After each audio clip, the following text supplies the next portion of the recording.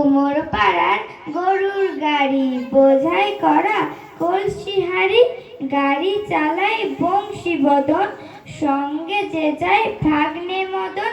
হাট বসেছে শুক্রবারে বক্সিগঞ্জের পদ্মা পাড়ে, জিনিসপত্র গুটিয়ে এনে গ্রামের মানুষ বেচে কেনে।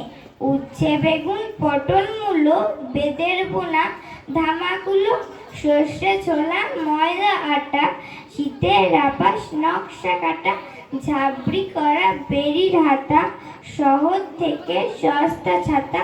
কলসি ভরে এক্ষু ঘুরে মাছি যত বেড়ায় উড়ে, খড়ের আটি নৌকা বে আনলো ঘাটে চাষির মেয়ে।